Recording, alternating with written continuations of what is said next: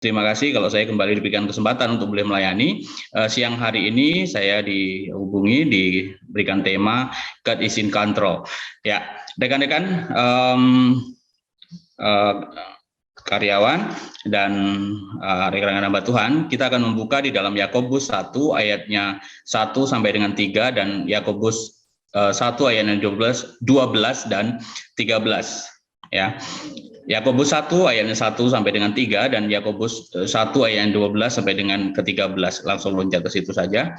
Kalau sudah menemukannya, silakan rekan-rekan semua menyimak dan saya akan membacakan untuk kita semua. Yakobus 1 ayat 1 sampai dengan 3. Salam dari Yakobus, hamba Allah dan Tuhan Yesus Kristus kepada kedua belas suku di perantauan. Saudara-saudara, anggaplah sebagai suatu kebahagiaan apabila kamu jatuh ke dalam berbagai-bagai pencobaan. Sebab kamu tahu bahwa ujian terhadap imanmu itu menghasilkan ketekunan. Ayat 12, berbahagialah orang yang bertahan dalam pencobaan, sebab apabila ia sudah tahan uji, ia akan menerima mahkota kehidupan yang dijanjikan Allah kepada barang siapa yang mengasihi dia.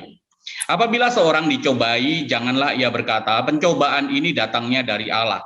Sebab Allah tidak dicobai oleh yang jahat, dan ia sendiri tidak mencobai siapapun. Demikian jauh bacaan firman Tuhan. Biarlah Tuhan memimpin, menolong kita dalam memahami dan mengerti firman Tuhan. Terlebih Tuhan menolong memimpin kita dalam melakukan firman itu dalam hidup kita hari demi hari. Ya rekan-rekan hamba Tuhan dan rekan-rekan Wisma Bersama Persekutuan Agama ini, seringkali situasi dan kondisi akhir-akhir ini membuat kita menjadi situasi yang sangat pelik, buat kita menjadi kadangkala kok begini ya, kira-kira begitu ya. Ya, situasi bagaimana kita tahu pandemi belum lagi ditambah merosotnya beberapa pendapatan di berbagai segi. Misalnya ada orang yang seringkali merasakan sudah jatuh kemudian tertimpa tangga. Ada orang yang mengalami bukan hanya penurunan usahanya, tapi juga ya pemasukan pendapatannya ditambah lagi, belum lagi ada misalnya amit-amit anak sakit dan lain sebagainya. Ya, sudah jatuh kemudian tertimpa tangga. Ya, di tempat berbeda hamba-hamba Tuhan bergumul berjuang dengan bagaimana mencukupi kehidupan hari-harinya. Di tempat yang lain lagi orang berjuang karena gajinya hanya dibayarkan setengah saja, tidak masuk sebagian orang ya di era pandemi, apalagi beberapa waktu lalu ya. Sekarang mungkin sudah pada masuk ya. Tapi gajinya dipotong separuh ya, uang makannya ditiadakan. Lagi-lagi ini membuat orang menjadi kenapa bisa seperti ini? Dan ini bukan berlangsung dalam waktu yang singkat, berlangsung dalam waktu yang sangat lama, 2 tahun ke belakang. 2 tahun berjalan ini sesuatu yang sangat berat tentu saja dialami oleh kita semua ya. Di tengah seperti ini orang bertanya, sebenarnya mengapa ya? Mengapa aku misalnya kalau hamba Tuhan, kalau kemudian jemaat Tuhan, orang Kristen, kenapa aku? Kenapa harus aku pelayanmu ini? Ya, kenapa harus aku hambamu ini? Ya, kenapa harus aku hamba yang setia melayani Tuhan? Tuhan kok sepertinya tidak adil dalam hidup kita. Ya, mengapa ini semua terjadi? Ya, di mana belas kasih Tuhan? Di mana keadilan Tuhan? Ya, katanya Tuhan tidak membiarkan anak cucunya meminta-minta. Bahkan kita sekarang ini harus merengek-rengek, bukan merengek lagi apa ya? Memohon-mohon untuk mendapatkan, misalnya ada di bagian tempat di sebagian orang lain, memohon untuk mendapatkan misalnya beras untuk dimasak hari itu saja. Ya, ini sesuatu yang sangat menyulitkan situasi seperti ini ya. Sebenarnya hal serupa juga kesengsaraan, kemudian kesukaran, kesulitan, kesusahan ini bukan hanya terjadi hari ini saja. Waktu di dalam era Perjanjian Baru, di era Yesus pun banyak tokoh juga mengalami hal serupa juga ya. Di dalam Alkitab secara khusus kita tahu ada Paulus misalnya yang susah payah melayani, tapi kemudian untuk berdoa untuk kelepasan dari duri dalam dagingnya, dari sakitnya saja Tuhan tidak beri. Tuhan tidak jawab. Belum lagi bicara tentang Ayub yang saleh ya, yang menjaga kesalehan dengan luar biasa. Tapi tetap saja harus menanggung derita. Belum lagi para murid yang kita tahu sebagian besar para murid itu mati dibunuh. Ada Petrus yang disalibkan terbalik, ada Andreas yang disalibkan terbalik seperti huruf X, ada kemudian Matius dibunuh menggunakan pedang, ada Yakobus dirajam dan dilempari dari bumbungan bait Allah, kemudian ada Filipus disalibkan terbalik di posisi ke bawah juga, ada Bartolomeus yang dicambuk hingga badan kulitnya hancur dan terlepas, Ada Markus yang diseret hidup-hidup dengan kuda. Bukan hanya sekarang saja, ya. Di dalam PL kita tahu, di dalam Alkitab kita tahu tokoh-tokoh penting, para rasul, ya, mereka matinya dengan sangat-sangat mengenaskan, sengsara mereka alami. Nah, rekan-rekan Tuhan, rekan-rekan dalam persekutuan Eokim ini, ya, kenapa sih ini semua terjadi? Ya, kenapa itu semua sembari? Apakah Allah kemudian tidak bisa turun tangan mengontrol ini semuanya? Ya, apakah Allah tidak bisa mengendalikan ini semua? Apakah ini semua terjadi di luar kontrol Allah? Ini seringkali menjadi pertanyaan buat kita. Ya, kita merasa kok kalau kemudian Allah itu mengontrol situasi dan kondisi dan keadaan, kenapa nggak ada henti-hentinya gitu? Ya, kesukaran seperti sekarang ini. Lalu kemudian nggak heran kalau ada orang yang bertanya, sebenarnya Tuhan itu benar-benar melihat kita nggak sih kira-kira? Katanya Tuhan tidak tidur, ya. Nah, pergumulan yang berat ini terutama hamba Tuhan, bagaimana hamba Tuhan harus menjelaskan secara teologis kepada jemaatnya bagaimana situasi seperti ini. Nah, kondisi yang seperti ini juga dialami oleh Yakobus yang kemudian memiliki beban moral yang besar untuk memberikan pencerahan kepada jemaatnya. Ya, kalau seperti kita tahu, bagaimana jemaatnya itu dia bisa menjelaskan bagaimana jemaat supaya bisa mengerti dan percaya bahwa ini semua yang terjadi ini tetap ada dalam kontrol Tuhan loh. Nah, itu tidak mudah. Ya, apakah Tuhan tidak bisa mengendalikan? Ya, pasti tentu saja bisa, tapi menjelaskan ini kepada umat itu yang kemudian tidak gampang, ya. Begitu juga kepada waktu kemudian Yakobus menjelaskan kepada orang-orang yang dikirimi surat. Ya, seperti kita tahu, surat Yakobus ini sifatnya surat yang umum, jadi tidak ditujukan kepada perorangan atau jemaat tertentu, tapi kepada 12 suku yang ada di perantauan, yang tersebar oleh karena penganiayaan, yang tersebar oleh karena penderitaan. Ya, mereka mengalami berbagai masalah. Kalau Yakobus menyebut mereka mengalami berbagai pencobaan. Ya, ada dari sisi sosial, ada dari sisi ekonomi. Secara sosial mungkin saja mereka dikucilkan, ya mungkin saja mereka dikejar-kejar. Secara ekonomi, ya bagaimana ekonomi, makan saja susah. Seperti itu. Belum lagi bicara tentang spiritualitas. Mereka adalah jemaat baru. Notabene adalah jemaat baru yang kemudian mengalami sengsara dan kemudian tersebar begitu rupa pasca atau setelah kematian dari Efesus. Stefanus. Ya.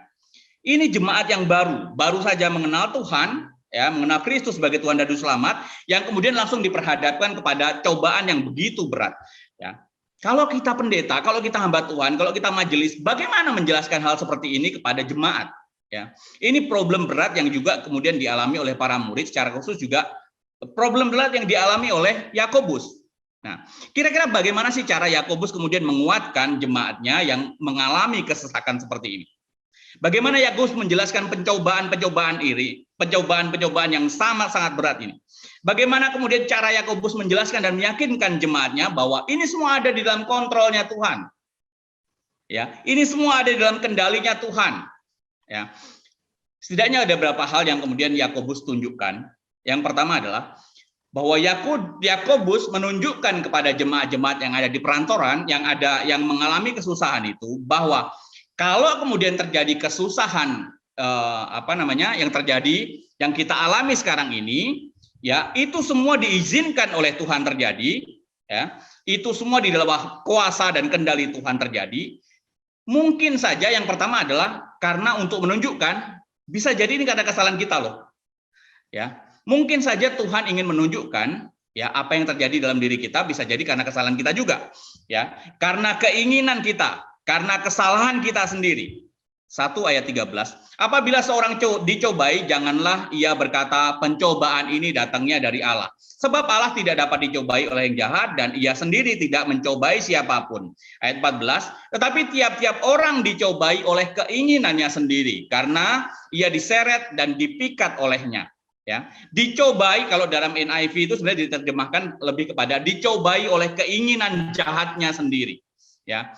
Pencobaan pada hakikatnya bersumber pada keinginan dan kecenderungan kita dalam konteks yang ini loh ya. Apabila keinginan jahat kemudian itu dipenuhi ya jadinya mengarah kepada dosa. Nah, menarik rekan-rekan, Menurut Wycliffe dalam tafsirannya, kata pencobaan sendiri itu bicara tentang menggunakan kata peirasmos. Peirasmos itu terdiri dari dua arti. Yang pertama adalah penderitaan itu datangnya dari luar diri seseorang. Artinya ada faktor luar yang kemudian membuat dia terpaksa menderita. Ya, dikondisikan, misalnya penindasan dan lain sebagainya. Lalu kemudian yang kedua adalah ada dorongan batin yang apa ya? Dorongan batiniah kita ya untuk melakukan sesuatu yang jahat. Jadi faktor luar, faktor eksternal dan faktor internal ya. Nah, kadang-kala kita cepat-cepat berpikir bahwa segala sesuatu yang terjadi dalam hidup kita, penderitaan yang terjadi dalam hidup kita itu karena orang luar membuat ini membuat kita menjadi seperti ini. Atau kalau yang paling gampang adalah menyalahkan Tuhan yang buat saya seperti ini. Padahal kita perlu mengintrospeksi diri kita dulu. Ya, jangan-jangan juga diri kita yang menjadi faktor penentu sesuatu yang terjadi dalam diri kita. Nah, karena itu dari bagian ini Yakobus mengajak kemudian jemaat di penerima suratnya, 12 jemaat di perantauan yang menerima suratnya itu kemudian sebelum kemudian menyimpulkan sesuatu, coba refleksi dulu ke dalam, introspeksi dulu ke dalam. Jangan-jangan pencobaan yang dialami itu bukan saja karena faktor dari luar, tapi memang faktor dari diri sendiri, ya, keinginan, nafsu, ya, yang kemudian menuntut untuk dipenuhi. Dan memang realitanya orang seringkali buru-buru menyalahkan Tuhan terlebih dahulu atas ketidakbaikan yang terjadi dalam dirinya. Ya, kadang-kadang kita sendiri menjadi lebih gampang mencari kambing hitam lah daripada kemudian harus melakukan otokritik terhadap diri sendiri. Ya, merefleksikan kepada diri sendiri. Ya, bisa jadi kalau kemudian ketidakbaikan terjadi, misalnya dalam konteks kita lah sakit penyakit dan lain sebagainya. Ya, darah tinggi dan lain sebagainya yang kita sedang alami. Bisa jadi itu akumulasi dari cara hidup kita yang memang kurang pas, kurang tepat dan lain sebagainya. Ya, misalnya pesta pora, kemudian kekurang disiplinan kita, ya, itu bisa jadi membawa dampak yang buruk terhadap diri kita. Ya, bisa jadi kemudian penyalahgunaan tubuh kita terlalu berlebihan, diforsir untuk melakukan suatu tugas tertentu, ya, kerjaan tertentu, ya, tubuh kita mengalami penurunan dan kelelahan dan lain sebagainya. Nah, dan itu berdampak terhadap misalnya sakit penyakit yang kita alami. Karena itu jangan buru-buru menyalahkan Tuhan, ya, tapi merefleksikan diri dulu ke dalam. Ya. Nah, karena itu dalam berefleksi perlu coba bertanya kepada diri, sebenarnya apakah sesuatu yang terjadi pada diri saya, penyakit saya misalnya, itu karena keputusan yang saya ambil terhadap diri saya, ya, sudah tahu dilarang, kemudian saya makan misalnya, sudah tahu tidak boleh, saya tetap konsumsi, ya. Atau karena memang tindakan yang tidak terkontrol dari saya sendiri, atau ada faktor luar yang kemudian membuat itu terjadi, ya, karena itu terpaksa misalnya. Nah, segala sesuatu itu tidak ada yang di luar kendali Tuhan. Bahkan kesalahan kita pun seringkali diizinkan Tuhan, ya, terjadi untuk menunjukkan apa? Untuk menunjukkan bahwa kita harus berbenah diri. Bahkan Tuhan pun sudah menetapkan bahwa sesuatu yang terjadi dalam diri kita, ya, seperti kita tahu, ketetapan Tuhan itu ada dua sisi. Yang pertama adalah ketetapan Tuhan yang aktif, di mana Tuhan itu mengontrol, ya, mengontrol itu semua sehingga apa yang sudah Tuhan tetapkan itu pasti terjadi. Tapi di sisi yang berbeda, Tuhan menetapkan endingnya seperti apa, tapi prosesnya itu seringkali Tuhan izinkan, ya, artinya Tuhan itu permisif terhadap sesuatu yang orang lakukan, bahkan dalam kesalahan sekalipun. Ya, bahkan dalam kesalahan sekalipun Tuhan izinkan. Ketetapan Tuhan yang pertama aktif, yang kedua bersifat permisif. Nah, Tuhan mengizinkan sesuatu itu terjadi. Bahkan kesalahan kita yang kita lakukan, termasuk ya kemudian pada akhirnya kita sakit dan lain sebagainya. Rekan-rekan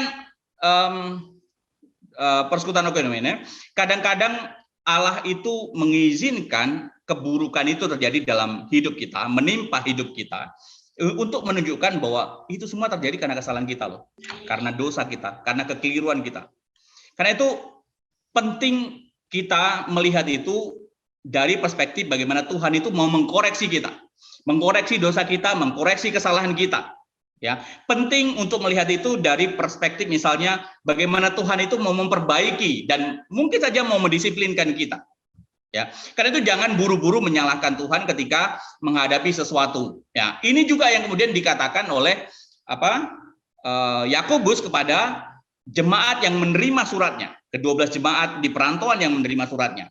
Kadangkala penderitaan yang kalian alami mungkin saja bukan hanya karena memang kalian diburu, tapi bisa jadi kalian berharap lebih mendapatkan sesuatu, misalnya, ya, karena nafsu kalian untuk dituntut lebih, ya, harusnya bersyukur dengan di perantauan dengan keadaan tidak punya makan 2 kali, harusnya lebih bersyukur.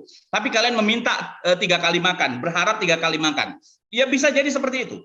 Karena itu bukan hanya dilihat dari sisi bagaimana memang ada faktor eksternal, tapi juga bisa jadi karena memang ada faktor internal dalam diri kita yang menuntut sesuatu, dan pada akhirnya itu justru membuat kita menjadi merasa berada dalam suatu kesukaran, ya, atau kesusahan. Nah, itu yang pertama. Nah, yang kedua, seringkali Tuhan itu juga mengizinkan, ya, Tuhan itu menguasai kita, Tuhan mengendalikan supaya mungkin saja kesukaran terjadi itu untuk menguji iman kita, ya.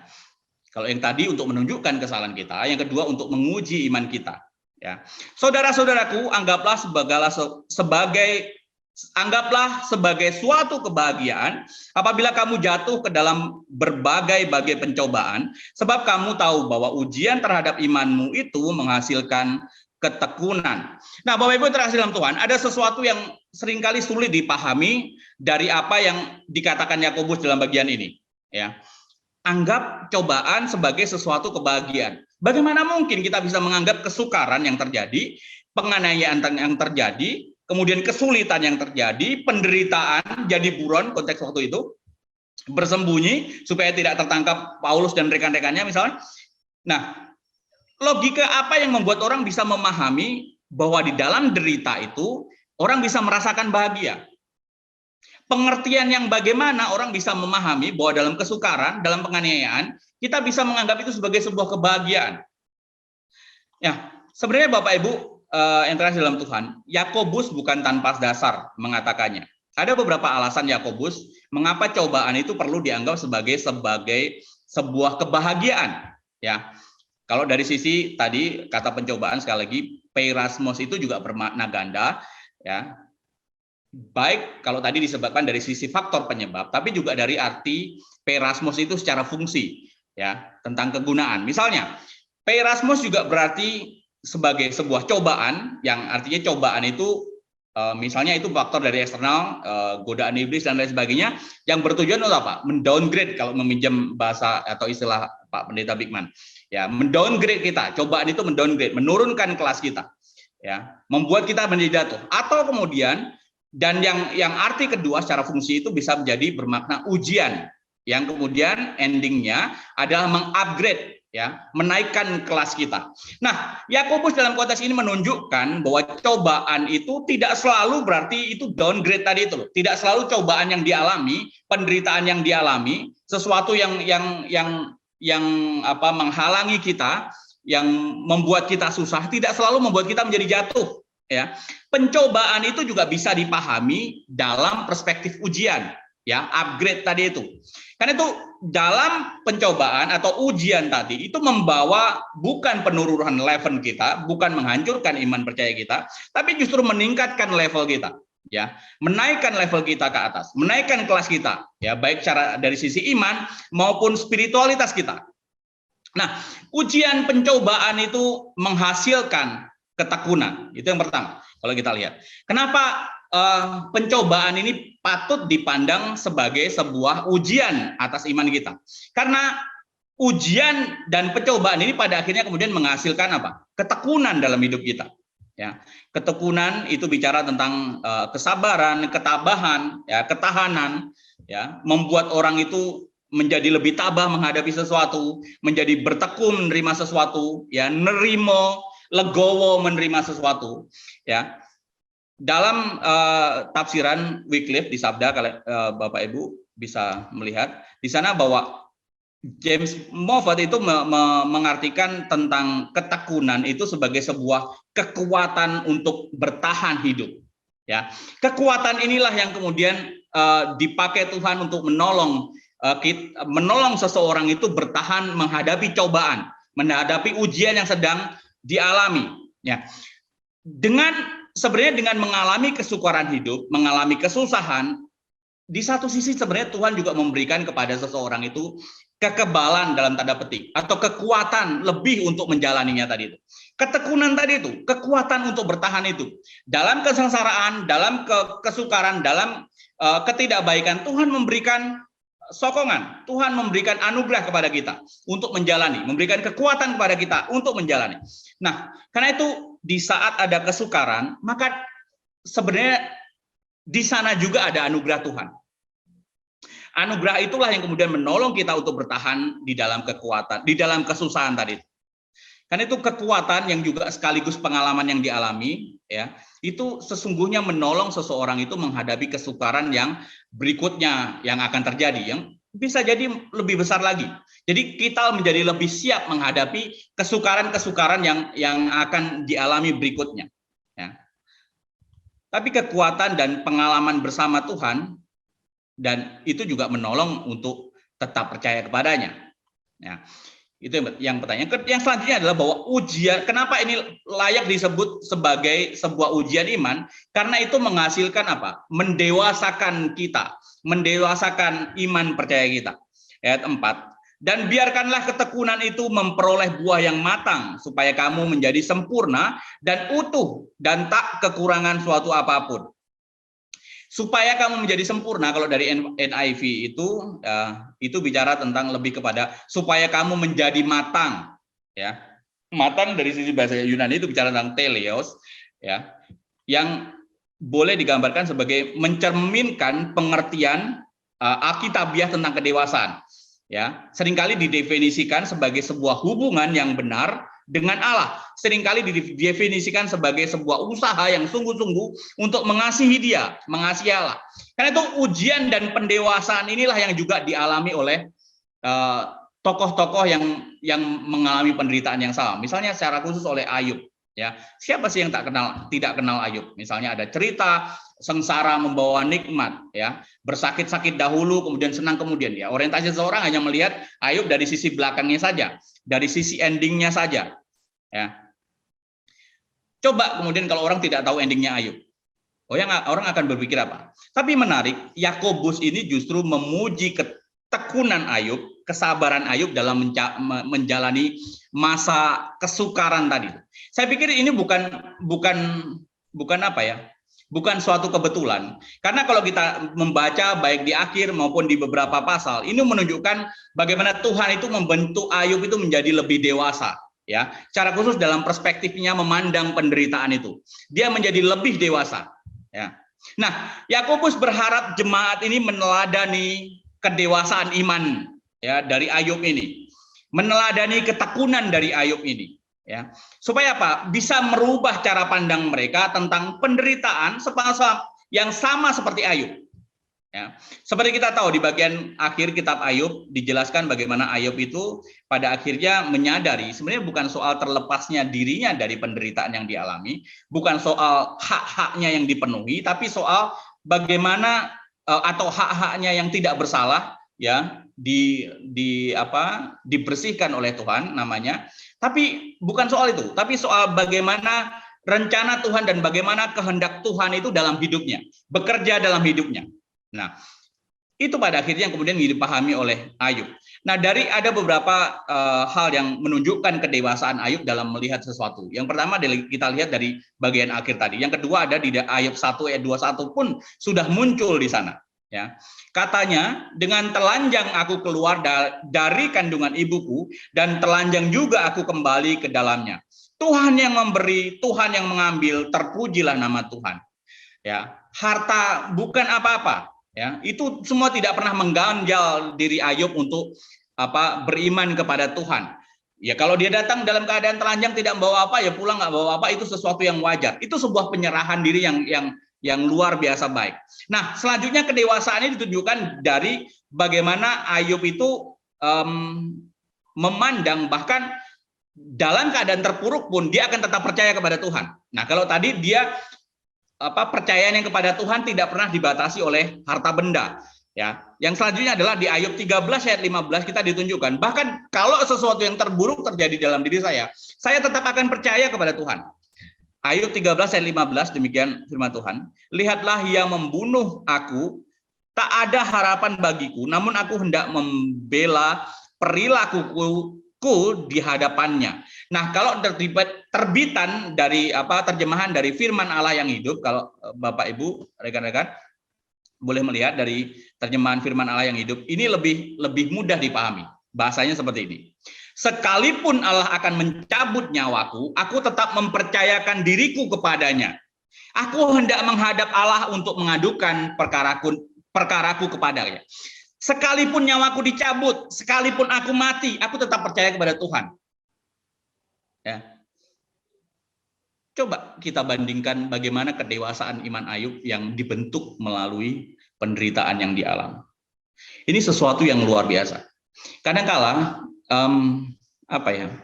orang hanya mau pada titik dewasanya saja, tapi prosesnya ogah menjalani, kira-kira begitu. Ya.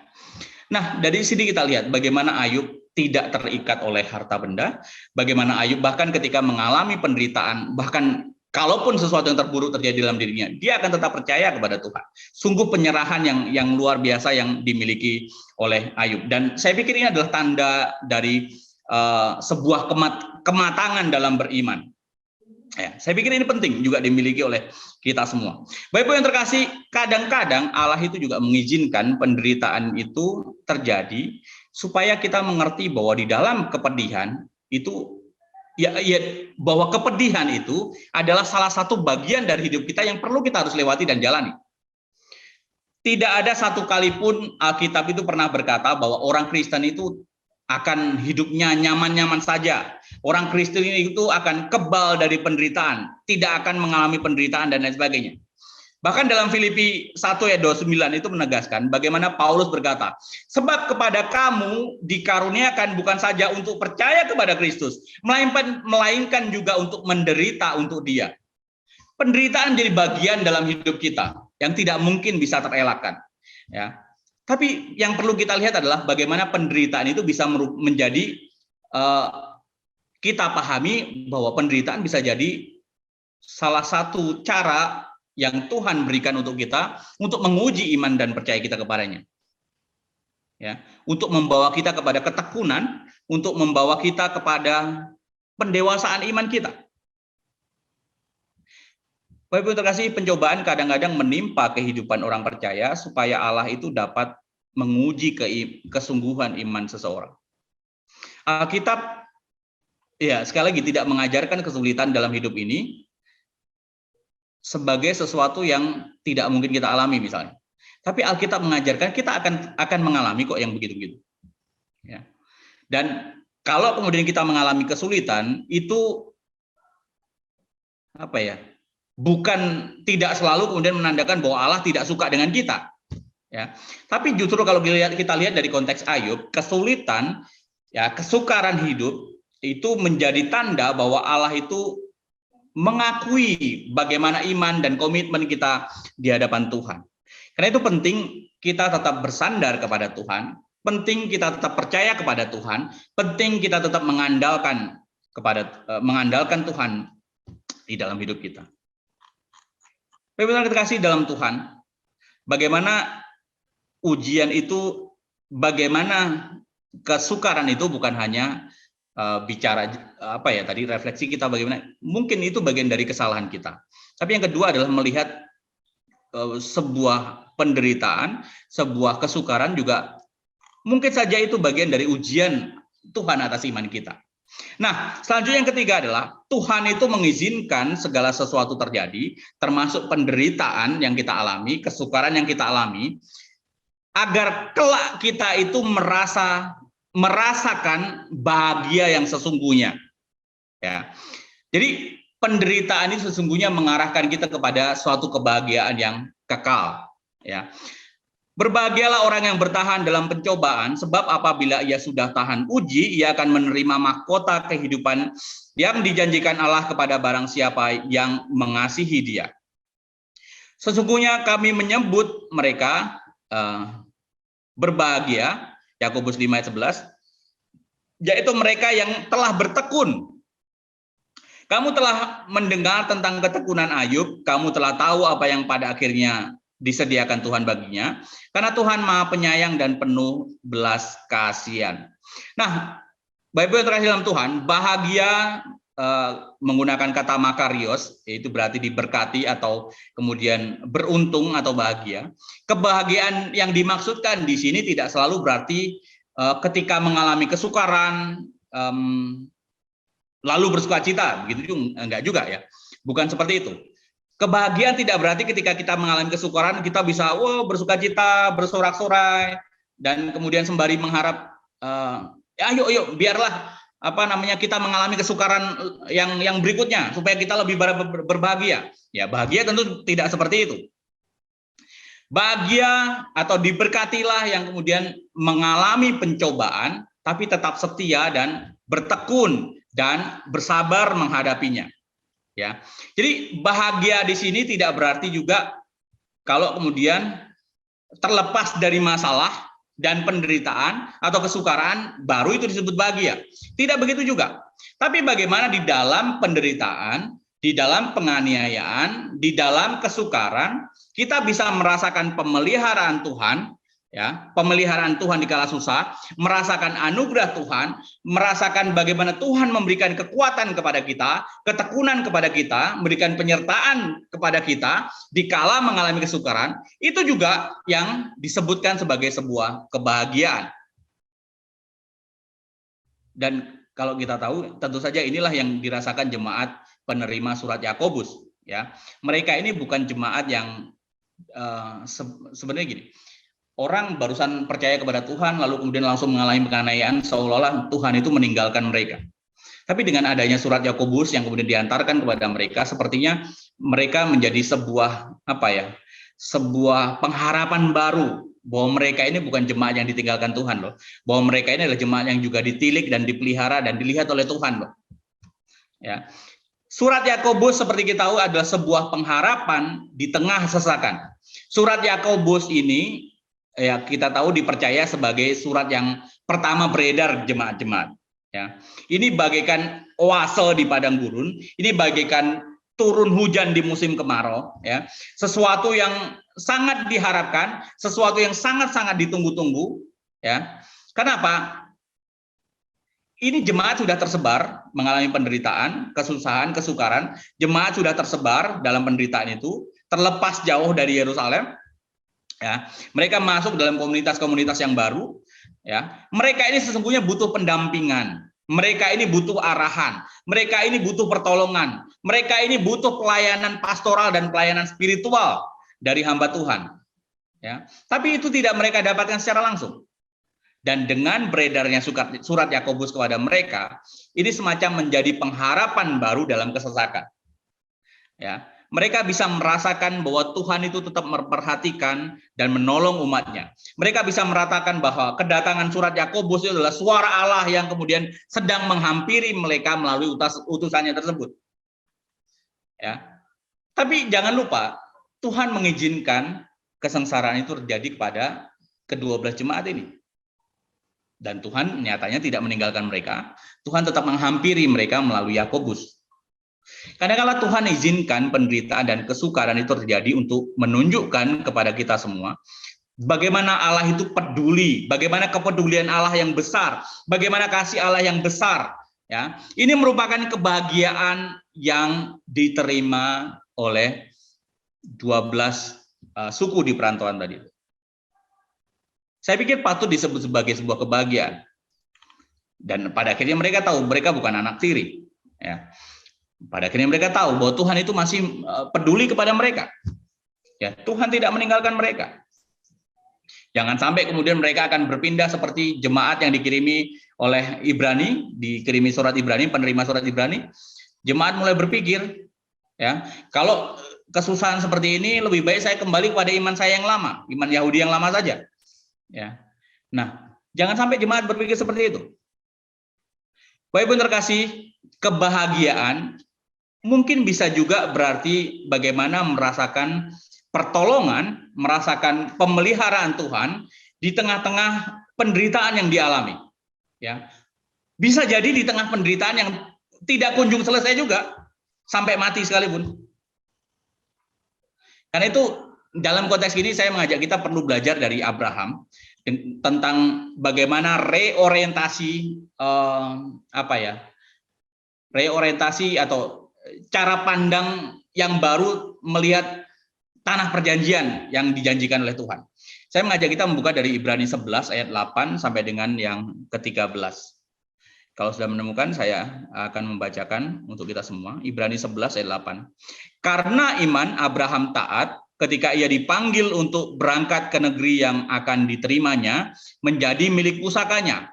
Lalu ia berangkat dengan tidak mengetahui tempat yang ia tuju. Karena iman, ia diam di tanah yang dijanjikan itu seolah-olah di suatu tanah asing. Dan di situ ia tinggal di kemah dengan Ishak dan Yakub, yang turut menjadi ahli waris janji yang satu itu. Sebab ia menanti-nantikan kota yang mempunyai dasar yang direncanakan dan dibangun oleh Allah. Ayat 13, dalam iman mereka semua ini telah mati sebagai orang-orang yang tidak memperoleh apa yang dijanjikan itu, tetapi yang hanya dari jauh melihatnya dan melambai-lambai kepadanya, dan yang mengakui bahwa mereka adalah orang asing dan pendatang di bumi ini. Lihat bagaimana cara pandang Abraham. Abraham sejak awal taat kepada Tuhan karena imannya, dia taat kepada Tuhan.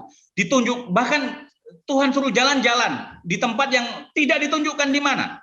Dia tidak mengetahui sama sekali, disuruh jalan pokoknya jalan. Itu didasarkan karena iman dia. Lalu kemudian dia juga diam di tempat yang sudah dijanjikan Tuhan itu, ya, bukan sebagai tuan tanah atau bukan sebagai raja yang berkuasa, tapi sebagai orang asing. Itu pun didasarkan karena iman. Artinya bukan Tuhan menjanjikan kan pasti akan digenapi dengan luar biasa, caranya luar biasa. Tapi yang dialami Abraham tidak. Ya, dia diam di tanah yang dijanjikan itu sebagai orang asing yang tinggal hanya menggunakan kemah saja. Ya. Ia tinggal di kemah dengan Ishak dan Yakub, bukan tinggal di istana. Lalu kemudian dia walaupun begitu dia tetap menantikan bagaimana Tuhan itu membangun kota yang dijanjikan itu. Tapi lihat di ayat 13 perpindahannya. Dari sesuatu yang sifatnya duniawi dalam tanda petik, dari sesuatu yang sifatnya sementara di dunia ini berpindah kepada sesuatu yang kekal. Ya. Dalam iman mereka semua telah mati sebagai orang-orang yang tidak memperoleh apa yang dijanjikan. Lihat, Tuhan sudah menjanjikan anak cucunya seperti bintang di langit, seperti pasir di laut, ya, sudah menjanjikan tanah perjanjian, tapi mereka sudah di depan mata tapi tidak bisa merasakan itu semua. Tapi lihat pergeserannya. Dari sesuatu yang duniawi berpindah kepada sesuatu yang sifatnya surgawi. Ya. Dia hanya melambaikan kepadanya dan mengakui bahwa mereka adalah orang asing dan pendatang di bumi. Lalu melangkah melihat kepada Yerusalem yang baru itu. Jadi, kalau kemudian Tuhan tidak memberi, apakah itu mengurangi kebahagiaan mereka? Kalau kemudian Tuhan seolah-olah tidak menepati janji, apakah itu mengurangi iman percaya mereka kepada Tuhan? Bapak Ibu, mungkin perspektif dari Abraham ini juga bisa kita gunakan dalam melihat persoalan kesukaran dan kesusahan seperti ini. Ya. Kenapa? Ini bisa menjadi jawaban untuk kita yang sepertinya kok terus-menerus mengalami penderitaan, sepertinya kok terus-menerus mengalami kesukaran. Mungkin saja dari sini Tuhan ingin mengarahkan, ingin mereorientasi cara pandang kita tentang kebahagiaan, mereorientasi cara pandang kita tentang kesukaran, mereorientasi cara pandang kita tentang beriman. Ya, kebahagiaan bukan hanya di sini, tapi juga di kekekalan nanti. Jadi arahkan cara pandang kita di sana. Kalau kemudian hari ini kita mengalami kesusahan yang bertubi-tubi dan terus-menerus sampai berat dan lain sebagainya, secara eskatologis mungkin cara pandang Abraham perlu kita gunakan. Arahkan cara pandang kita menuju kepada Yerusalem surgawi itu. Di sana ada kebahagiaan kekal. Ya nggak mudah tentu saja. Ya tentu saja tidak mudah. Karena memang ya kita mengklaim janji Tuhan hari ini, ya kita merasakan, kalau orang lain merasakan bahagia, masa kita nggak boleh sih? Ya, ya setidaknya sama lah sesama orang Kristen ini kan. Mungkin bisa jadi kita dituntut untuk mereorientasi, ya, merubah haluan kita, cara pandang kita dari sesuatu yang sifatnya singkat sementara menuju sesuatu yang sifatnya kekal. Ya. Mungkin saja bisa jadi adalah kesukaran yang terjadi di dunia ini terjadi karena ya memang bukan tempat kita di sini. Kita ini warga negara surga. Karena itu arahkan pandang kita ke surga. Nah, ini lagi-lagi tidak mudah. Secara eskatologis Tuhan sudah sediakan kehidupan kekal bagi kita, sehingga kita arahkan cara pandang kita ke sana. Ya. Tuhan menyediakan mahkota kehidupan kepada setiap orang yang dengan tekun, ya, dengan bersabar, dengan penuh kekuatan menjalani kesukaran yang dialami. Tuhan menyediakan mahkota itu menjadi sebuah kebahagiaan yang kekal bagi kita. Ya mungkin kita menanggung salib selama di dunia, tapi itu sebenarnya sebentar saja. Dan kita semua yakin dan percaya bahwa Tuhan akan memberikan mahkota kehidupan yang kekal itu selama-lamanya. Di sana lalu tak bahagia. Bapak-Ibu terkasih, kadangkala Tuhan mengizinkan kita ini menderita karena Tuhan itu bermaksud baik untuk kita. Roma 8 ayat 28. Kita tahu sekarang bahwa Allah itu turut bekerja dalam segala sesuatu untuk mendatangkan kebaikan bagi mereka yang mengasihi Dia, yaitu bagi mereka yang terpanggil sesuai dengan rencana Allah. Ya, Tuhan turut bekerja dalam segala sesuatu, dalam suka maupun duka, dalam bahagia maupun dalam kesukaran. Ya. Bisa jadi begini, kadang-kadang Tuhan itu mengizinkan kita ini menderita agar kita ini dapat justru menghibur orang yang melalui menghibur orang yang mengalami hal yang sama dengan kita. Dan dengan itu kita menyaksikan bagaimana karya Tuhan dalam hidup kita, pemeliharaan Tuhan dalam hidup kita. Kita menjadi alat Tuhan melalui penderitaan kita. Ya, kita ingat tentu saja pernyataan Yesus tentang orang buta yang sejak lahir. Ya, dosa siapakah ini? Bukan soal dosa siapa, bukan soal dosa dirinya ataupun orang tuanya, tapi memang karya Tuhan ingin ditunjukkan melalui dia, melalui butanya, ya, melalui penderitaan yang dialaminya. Bapak-Ibu terkasih dalam Tuhan, Allah itu bisa bekerja melalui penderitaan dalam hidup kita. Supaya apa? Bisa jadi supaya orang lain mendapat inspirasi melalui hidup kita. Biasanya adalah mereka yang pernah mengalami penderitaan yang berat itu jauh lebih bisa bukan hanya bersimpati tapi lebih berempati, ya, menempatkan diri secara emosional, secara psikologis kepada orang yang mengalami penderitaan, dan orang mungkin jauh lebih bisa menerima, merasakan simpati dari dia. Karena itu dalam penderitaan kita penting kita bertanya, sebenarnya mau Tuhan apa untuk kita? Ya, apakah memang kita ini mau dipakai Tuhan, ya, untuk merasakan bahagia melalui cara yang berbeda? Artinya waktu kita melayani Tuhan dan kita merasakan bahagia, damai sejahtera dari sana. Atau frame bahagia kita selalu ditentukan oleh nikmat, pleasure, ya, sesuatu yang sifatnya duniawi dan lain sebagainya. Apa hanya itu? Ya, jangan-jangan kita disuruh oleh Tuhan, ya, diarahkan oleh Tuhan untuk melihat sama seperti Abraham melihat. Hanya beriman, hari ini tidak mengalami, tapi melihat, mengarahkan kepada cara pandang yang lebih jauh di kekekalan sana nanti. Bapak-Ibu terkasih, kalau kemudian sesuatu terjadi dalam hidup kita, saya yakin dan percaya, itu semua ada di bawah kendali Tuhan. Itu semua ada di dalam kontrol Tuhan, dan Tuhan punya rencana, punya tujuan yang indah untuk kita di sana. Ya, dan untuk itu Tuhan menginginkan kita memahami hal itu. Dan seringkali nggak mudah, karena itu penting kita meminta hikmat dari Tuhan. Ya, memohon kepada Tuhan sebenarnya apa yang Allah inginkan, ya, tentang hidup saya. Apa yang Tuhan inginkan dari hidup saya yang terus-menerus mengalami penderitaan. Dan biarlah Tuhan menolong kita, memimpin kita.